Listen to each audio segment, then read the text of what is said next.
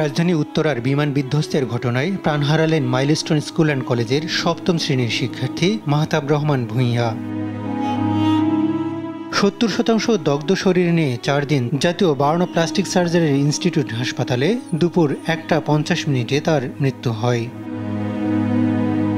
জাতীয় বার্ন ইনস্টিটিউটে ভর্তি ৪৪ জনের মধ্যে ৮ জনের অবস্থা সংকটাপন্ন বলে জানিয়েছে হাসপাতালটির পরিচালক।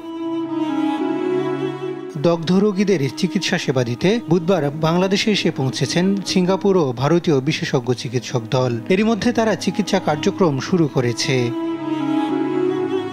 বৃহস্পতিবার পুরো হাসপাতাল জুড়ে কড়াকড়ি ছিল প্রশাসনের। রোগীদের স্বজন ছাড়া কাউকেই ঢুকতে দেওয়া হচ্ছে না হাসপাতালে।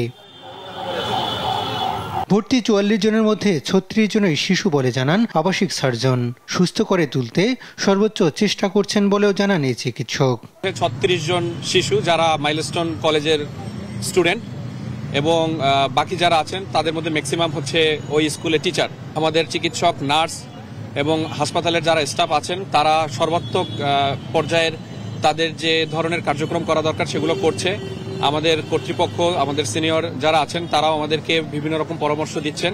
এদিন হাসপাতালের বাইরে অস্থায়ী বুথে চিকিৎসা সামগ্রী ও প্রয়োজনীয় রক্ত সরবরাহে সহযোগিতা করে বিভিন্ন সংগঠন। এ সময় সামাজিক যোগাযোগ মাধ্যমে গুজব ছড়ানো হচ্ছে বলে দাবি করেন ছাত্রদল সাধারণ সম্পাদক নাসির উদ্দিন নাসির। এখানে যতজন শিক্ষার্থী শহীদ হয়েছেন তাদের প্রত্যেকের কিন্তু হিসাব নেওয়া খুবই সহজ, সুতরাং লাশের সংখ্যা কোনোভাবে লুকানোর কোনো অবকাশ নেই, কোনো সুযোগ নেই।